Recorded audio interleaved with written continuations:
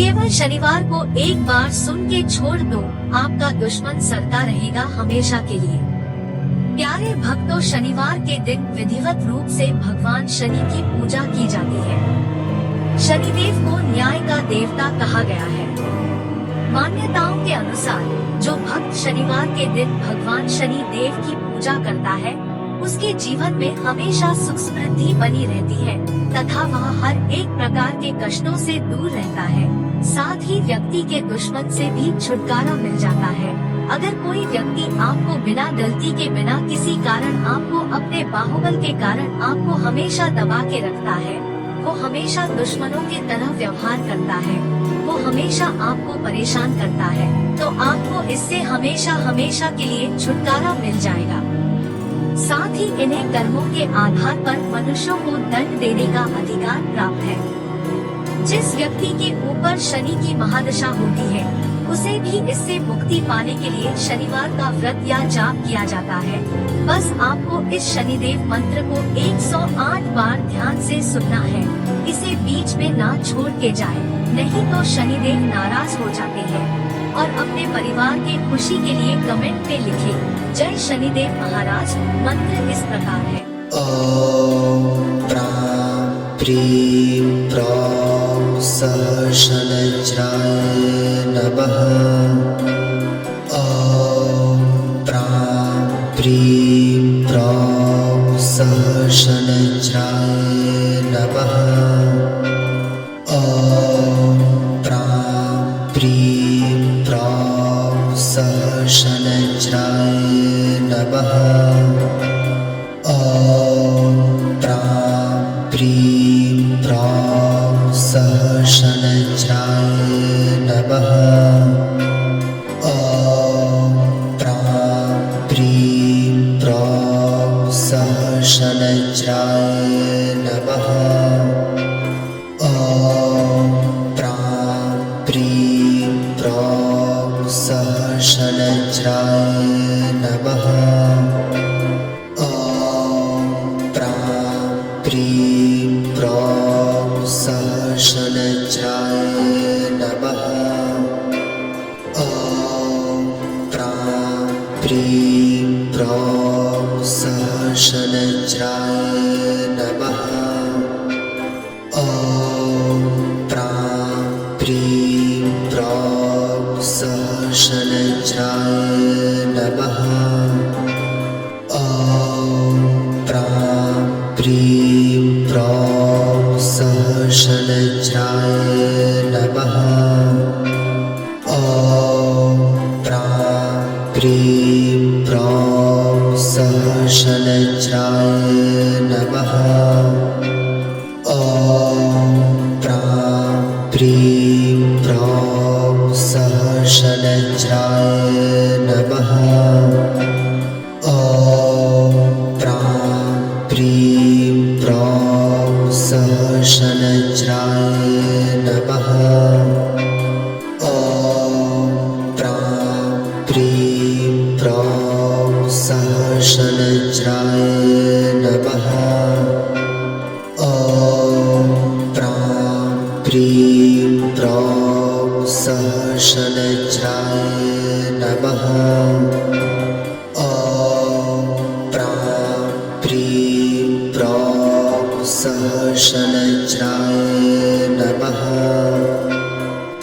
ॐ प्रां प्रीं प्रौं सः शनैश्चराय नमः। ॐ प्रां प्रीं प्रौं सः शनैश्चराय नमः। ॐ प्रां प्रीं प्रौं सः शनैश्चराय नमः। ॐ प्रां प्रीं प्रौं सः शनैश्चराय नमः। ॐ प्रां प्रीं प्रौं सः शनैश्चराय नमः। ॐ प्रां प्रीं प्रौं सः शनैश्चराय नमः। ॐ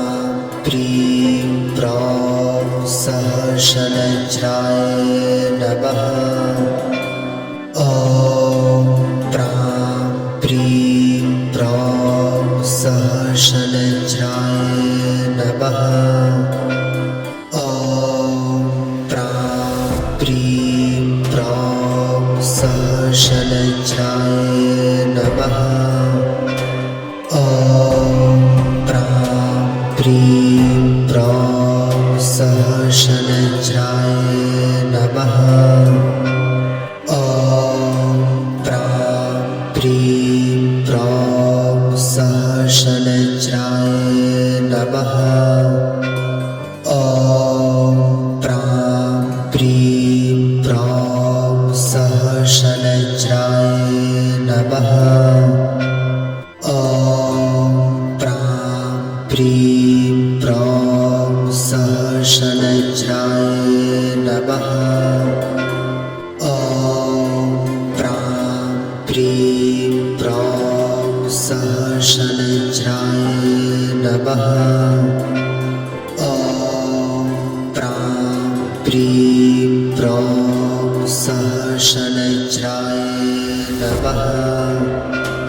ॐ प्रां प्रीं प्रौं सहस्रज्राय नमः।